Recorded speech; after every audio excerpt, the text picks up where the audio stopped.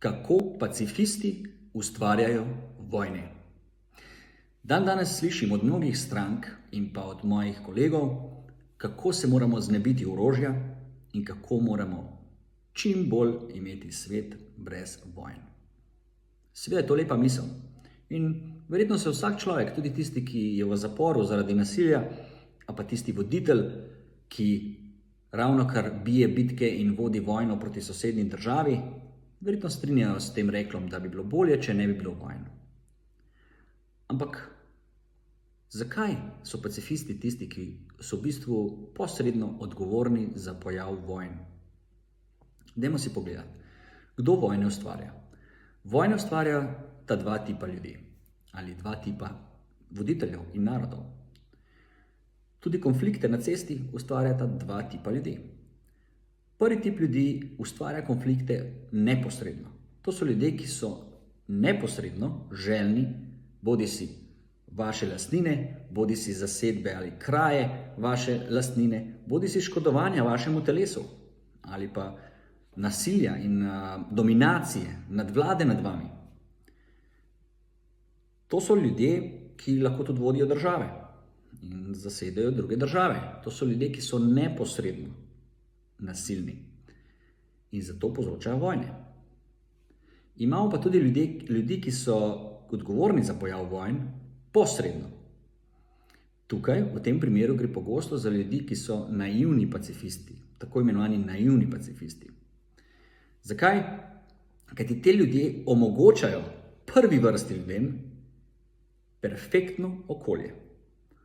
Namreč ustvarijo svet takšen, da je tako šibek in družbo tako podhranjeno z vsako voljo po čemerkoli, cilju za ohranitev svoje identitete, za ohranitev svoje dediščine, za ohranitev svoje kulture, za ohranitev svojih meja, ustave, zakonov, načina življenja nasploh.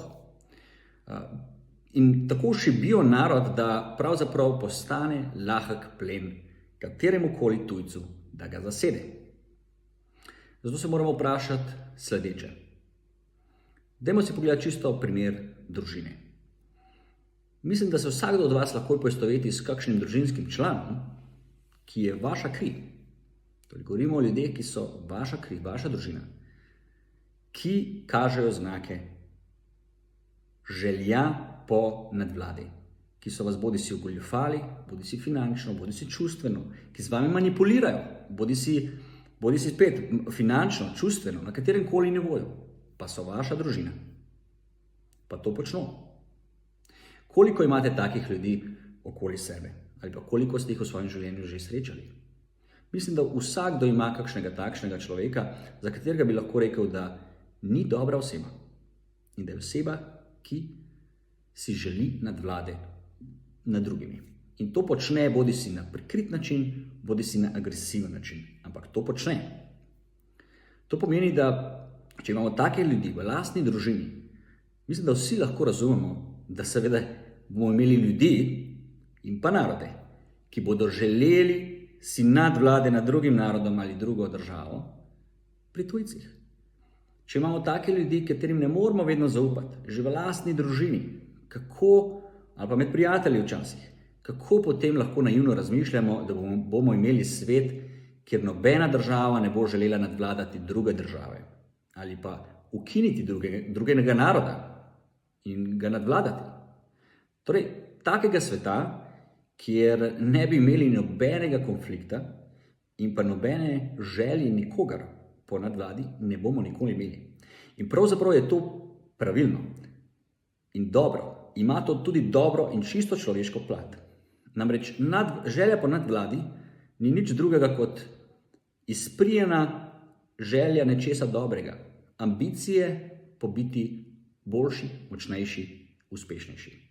Vedno so eni narodi in tudi ljudje v vzponu, eni narodi in ljudje v zatonu. In vkolikor popustite v življenju, bodisi finančno, bodisi telesno, vedno boste imeli nekega tekmeca, ki bo ali prevzel vaše delovno mesto, ali vašo posest, ali vašo lahko tudi partnerja, in tako naprej. In enako je na državnem nivoju.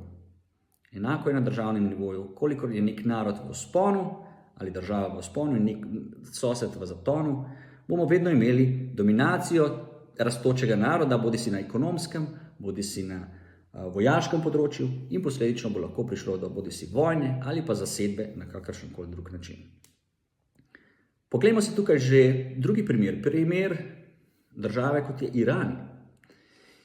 Iran je tudi imel svojo revolucijo, ko so vrgli šaha dol, ampak v revoluciji, čeprav so imeli veliko utopistov, ki so verjeli v to, da bodo sedaj dobili dobro vlado miroljubnih ljudi, na koncu so v resnici v tej borbi za obstanek zmagali najbolj nasilni, najbolj ekstremistični, najbolj fanatični.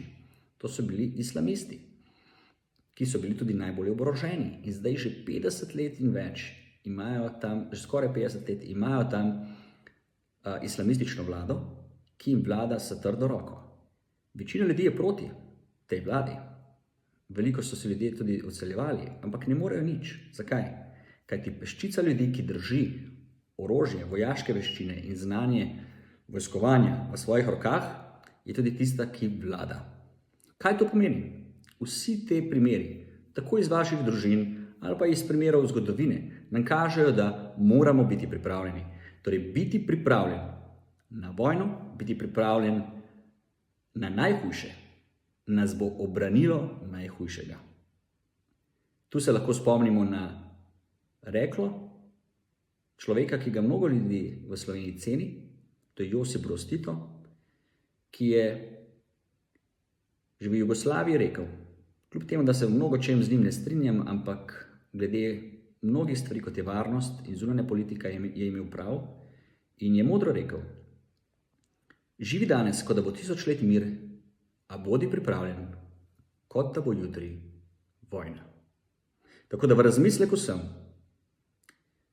če si želite miru, bo potrebno zanj trpeti, tako da bomo pripravljeni, natrenirani, močni in sposobni. In to velja za Slovenijo in to velja za Evropo.